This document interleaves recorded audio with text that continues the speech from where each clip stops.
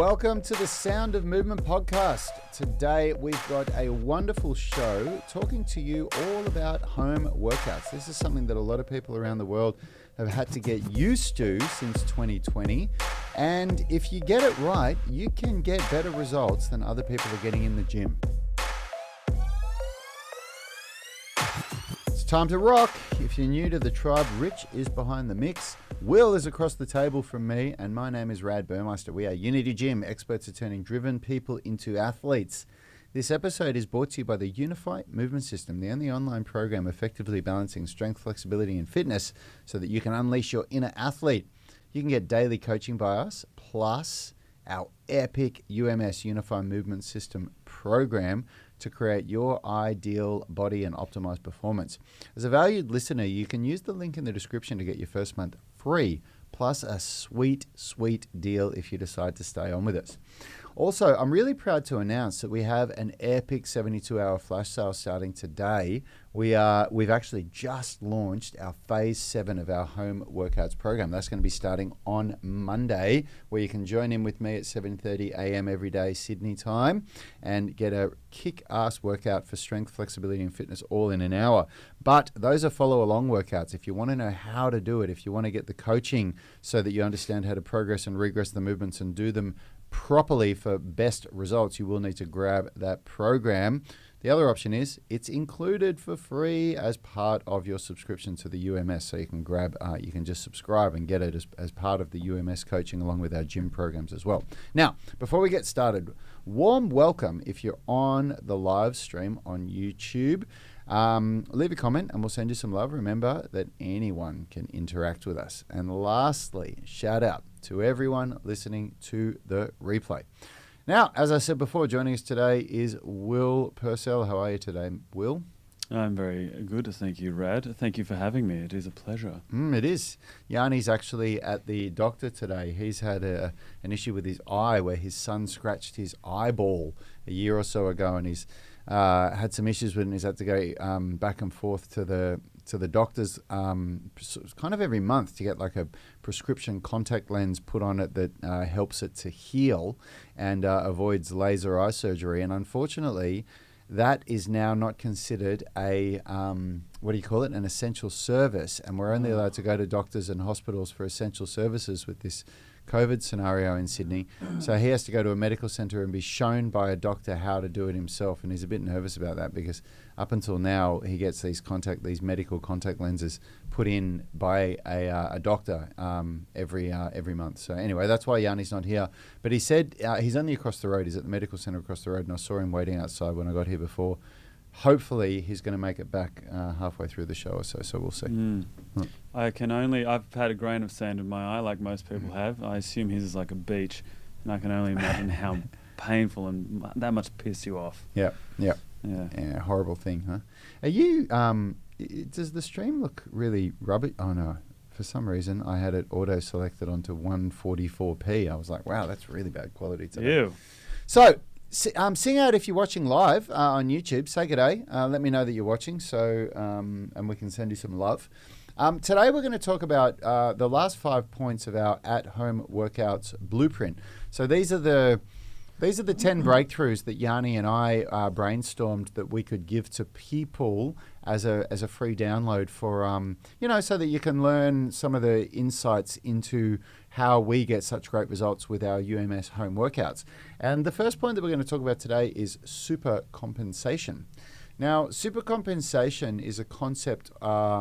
It's a way that adaptation occurs. So basically, the idea is that you stress your body through exercise.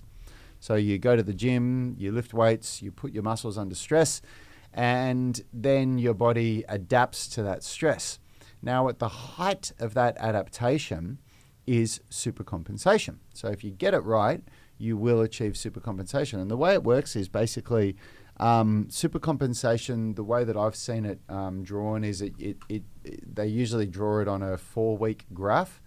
And when you introduce a new stimulus, so you start doing a new program, you actually, if you train at the upper levels of pushing your body, you actually get a reduction in strength and performance in the first week. Then your body, as you try something new, Then your body starts to adapt to it. And in the second week, you start to return to baseline. And then in the third week, you start to go above the baseline level of strength.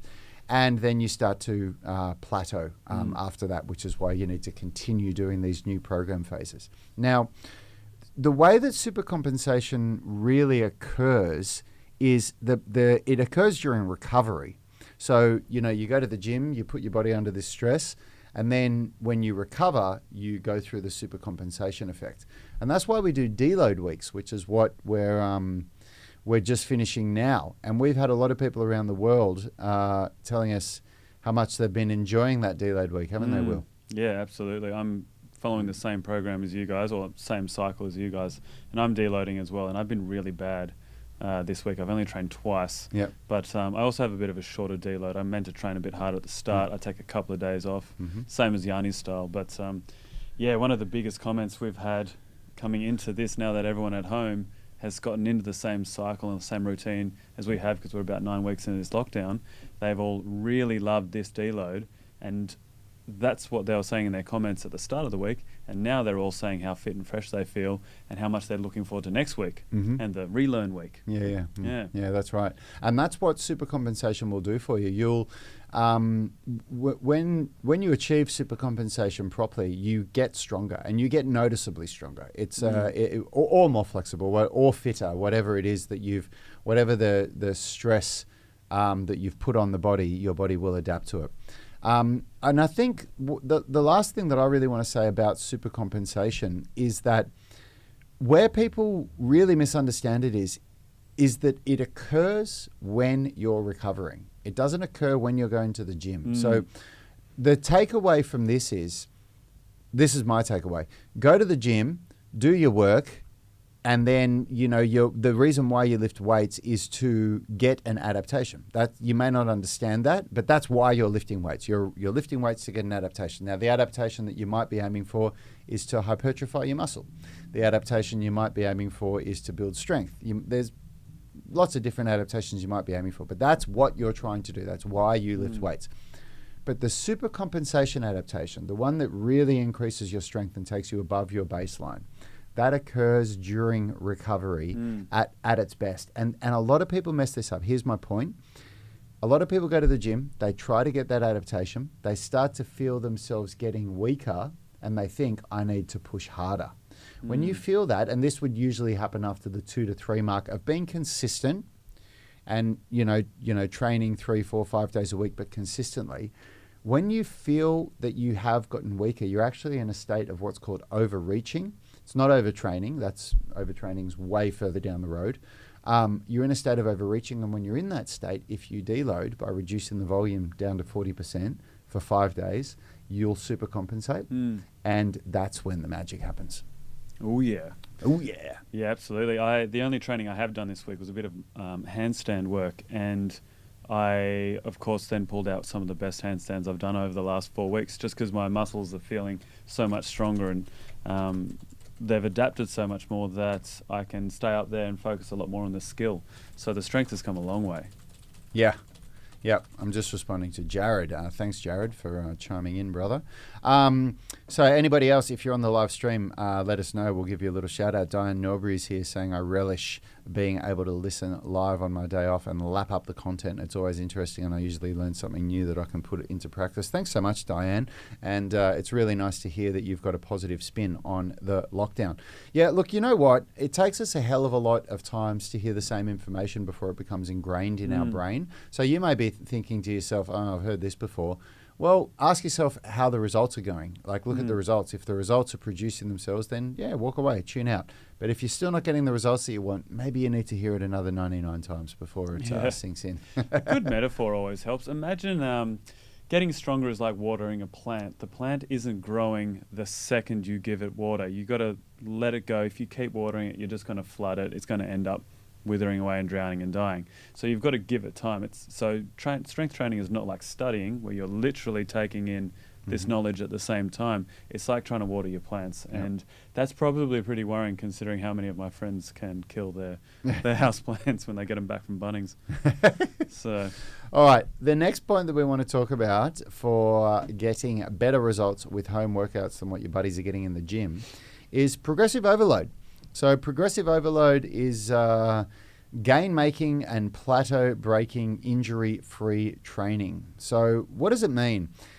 Progressive overload, put really simply, is if you grabbed a couple of dumbbells, let's talk to our American audience here. Let's say you pick up some 20-pound dumbbells and you bicep curl 8 reps and you couldn't do 9 reps to save your life. So you do 8 reps and you do that for 3 sets and you do that twice a week. And if you keep doing that for 2 or 3 weeks, and by the end of the 3rd week, you can now do those 20-pound dumbbells doing bicep curls for 12 reps. Then you go up to 22.5-pound dumbbells, back to 8 reps, and repeat the process over again. That, in a nutshell, is what progressive overload is. Now, progressive overload is generally achieved by manipulating any one or all of 5 variables that we like to use. Number 1, intensity. Number 2, volume. Number 3, recovery. Number 4, tempo. And number 5, complexity. So what do we mean by that? Intensity really means how heavy. So it's really easy to understand in the example that I just gave. If you go from 20-pound dumbbells to 22.5-pound dumbbells, you have increased intensity. If you go from 20-pound dumbbells down to 17.5-pound dumbbells, you've decreased intensity. When it comes to calisthenics and bodyweight training, intensity can also be manipulated through exercise selection. You can increase intensity by going to a harder version of a push-up. It's still a push-up, but it's a harder version. So an example would be push-ups on your knees versus push-ups on your feet. Same movement, but a more intense version of it. Volume refers to how much. So intensity, how heavy. Volume, how much. So what does that mean? If I'm doing 3 sets of 8 dumbbells, 3 sets of 8 reps of dumbbell bicep curls, and I go up to 3 sets of 12 reps on the same weight, I've increased volume because I've added volume. That's how much. If I go 3 sets of 8 reps from 20-pound dumbbells to 22.5-pound, I've increased intensity. If I go from 3 sets of 8 reps to 4 sets of 8 reps, I've increased volume. So there's many, many different ways you can manipulate volume and manipulate intensity, and you can manipulate both of them. And here's a little curveball for anybody listening. The combination of manipulating both of those things is what we call load. That's load management. So load is the mind blown. the volume and intensity, the manipulation is volume. Anyway, okay. So there's intensity, there's volume. The third one, what was the third one that I said? Recovery. How long you have between your workouts, when you have a deload week, all of those things. Example, in the UMS, we wait 72 hours before training the same muscle group again. The reason why we do that is because all the good literature says that you need to recover for between 48 and 72 hours before you can produce maximal strength again with the same muscle group. So all we're doing is just following what the best research says, or what the most validated research says. And then we've got tempo. Tempo basically refers to how fast you do the phases of your movement, the concentric phase, the eccentric phase, and the pauses between it. And then complexity refers to, there's several different explanations for complexity, but it's basically how complex a movement is, how hard it is. Something that's simple and easy for the brain to understand has low complexity, and something that's more challenging and harder to understand has higher complexity. And when you manipulate any or all of those 5 things through periodization, which we'll talk about later, that is how we achieve adaptation. So that's a lot of info for you guys to take in there. I kind of just blurted all that out there, didn't I? Yeah, no doubt. I think besides safety, progressive overload is one of the most important things for personal trainers to help their clients achieve, because it can also be a fine line between not doing enough and not getting a result, and risking injury as well. Yep. Yeah, and I think that's a really good way to say it, Will. You know, if you're going to get a trainer, then the trainer should be teaching you how to manage that. Because one of the biggest problems is, like, the key to progressive overload by far is patience and consistency. Those are the 2 things you need to achieve progressive overload. The all or nothing mentality is what just wipes progressive overload out the window and creates progressive injuries. So get rid of the all or nothing mentality, focus on consistency and patience, and progressive overload will happen for you if you manipulate those variables. Absolutely. Yeah, I say to a lot of people that there are so many different styles of training out there, whether it be ours or yoga or Olympic lifting or CrossFit. The only thing that we can all agree on is that consistency is king there, and you have to be injury-free and learn all this this business so you can stay injury-free, so you can be consistent. I thought you were going to say there's so many different styles of training out there, and the only thing that we can all agree on is that ours is the best. Absolutely. Yeah, you knew it was coming, didn't you? Yeah. I did. So that brings us on to what's my next point here is the deload week. So the deload week is what we're in right now. And deloading, as we explained before with supercompensation, deloading is actually where the biggest gains are made. This is where a lot of people misunderstand things, hey Will. Like a lot of people, even our Unity gym members that get to talk to us face to face, a lot of people just can't wrap their head around this, and they don't really appreciate a good deload week, do they? Yeah. That's right. Which is why we stopped making it mandatory. It's an optional thing for people, and it's a case by case basis. You know, if you're not in that state of overreaching, then you probably don't need to deload. But if you train the way that I train, my God, do I need to deload in that fourth week. And the way that we deload is that we reduce volume down to 40%. So remember we talked about volume versus intensity. Volume is how much.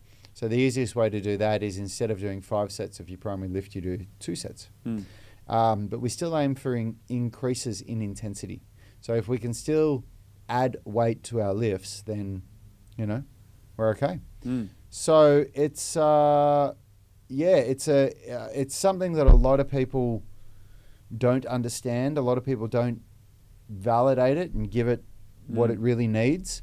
And for that reason, a lot of people get injured, don't they? Yeah. Not deloading. A lot of people don't understand the value of just reducing what they do for 5 days to get better. Yeah, absolutely. I mean, Richard, Yani, and myself need you to deload as much as you need yourself to deload as well.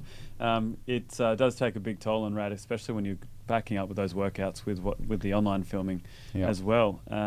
And it's really important for that. But also, back to the point that you made about not everyone necessarily trains as hard as we do. I know a lot of people who only go to the gym 2 or 3 times a week.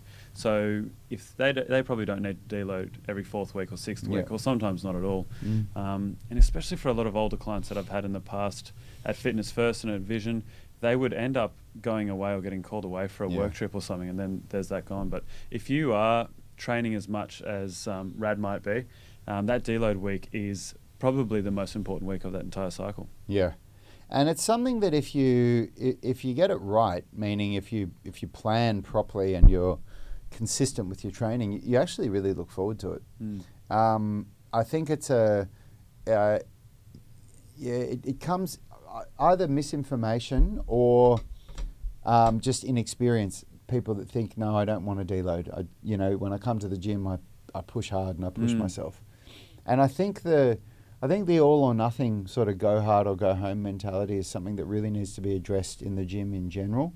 I think one of the biggest wins that anybody can have for themselves is to start to just develop this consistency and patience with their training. And with that, really good things can happen and can come. And it is certainly a case-by-case basis. I remember talking to Declan Lee, one of our members here, maybe even just a week or 2 ago. He was saying he only deloads every 6 to 8 weeks because when he was doing it in the gym, a lot of the times, and he does train as often as we all do, he just doesn't get that tired. There's something about his physiology that he can just keep churning it out.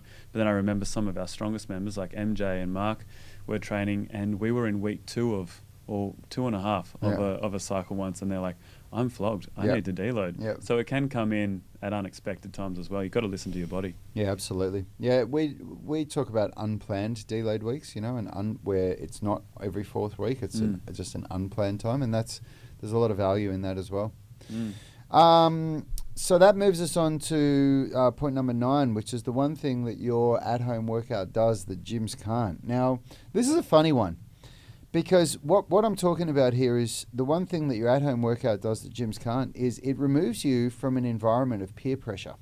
And I'm not talking about childhood around the school peer pressure. I'm talking about just the psychology of being at a gym with hundreds of other people if you're there at peak time, and feeling the pressure to perform. Like, you don't want to be out of your comfort zone. You don't want to be that beginner. You want to be able to look like you fit in, like those people, that are cranking out those 22.5 pound dumbbell bicep curls and, veins popping out of the arms and everything. You don't want to feel like that person who's just new to the gym and really doesn't know what they're doing. Well, that's all gone when you're at home. You're at home, you're on your own, or maybe you're just with your nearest and dearest. And that's a really good opportunity to step outside your comfort zone without that fear and paranoia of, everybody else is looking at me or judging me or whatever.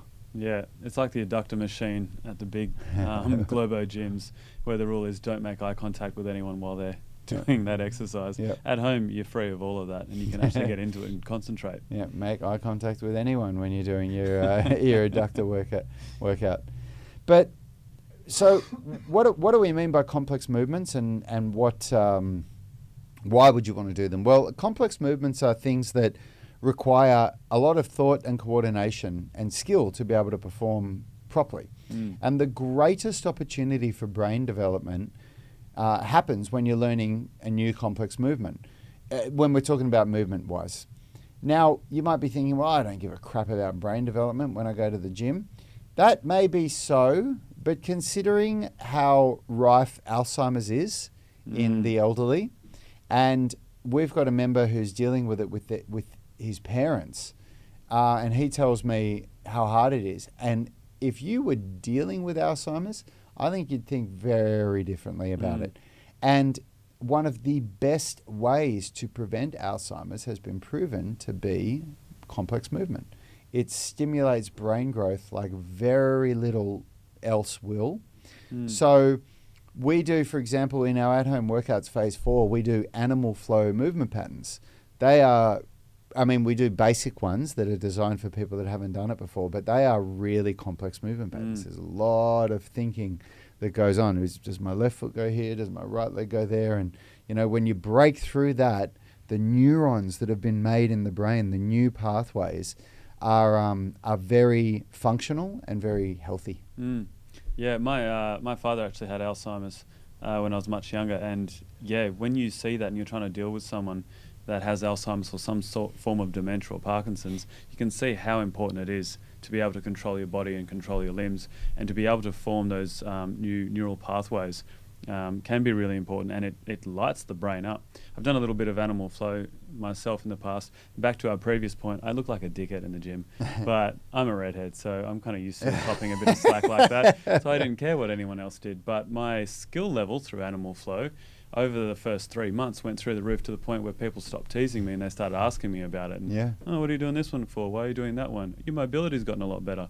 My knee pain had gone away. My back pain was getting better. So, it does help taking a leap out there and creating those new neural pathways in the brain, big tick, and things like that. So you just can't put it down. Yeah, and that's one of the coolest things, when you go from somebody that people are making fun of to doing the exact same thing, and 3 months later people are coming up and going, well, how do you do that one?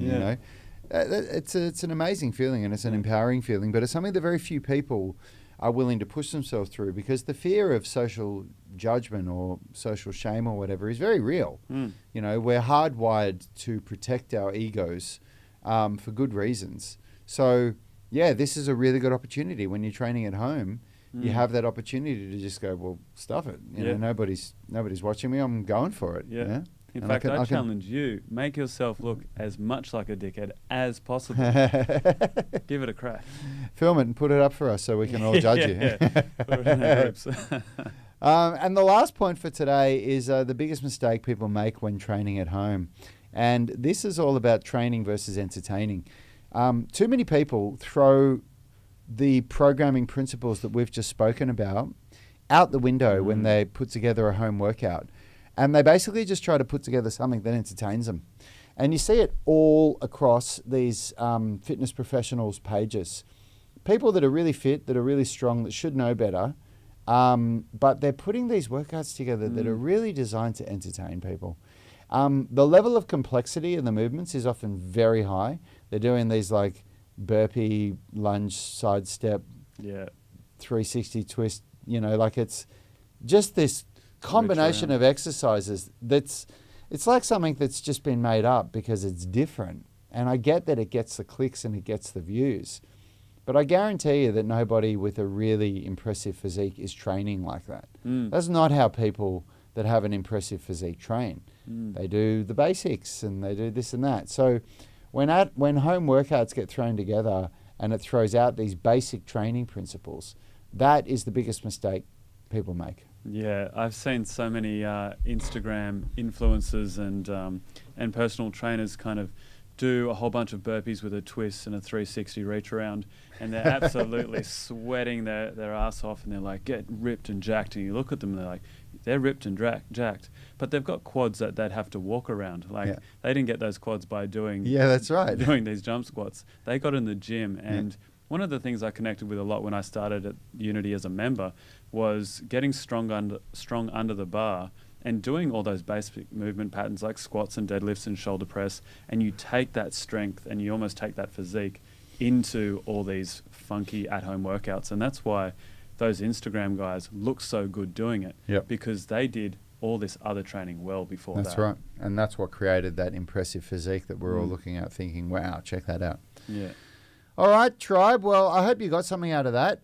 Those principles are rock solid. They really are. And this is actually point number 6 to 10 of our strength blueprint. If you want to read all of them, you can download it. There'll be a link in the description of this video. And if you want to get our phenomenal at-home workout phase 7, again, there'll be a link in this video and in our Movement Mastermind Facebook group where you can grab it at the launch price of 50% discount. That'll only be available for the next couple of days.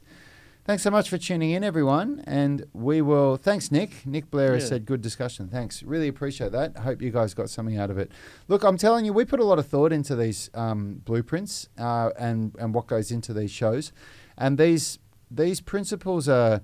Like, we've basically just taken the principles that we've learned that are very well known within strength and conditioning coaches, but we've applied them and put them together, put the 10 most relevant ones together for you guys. So anyway, I'm really glad that you got something out of it, Nick. Thanks, Diane.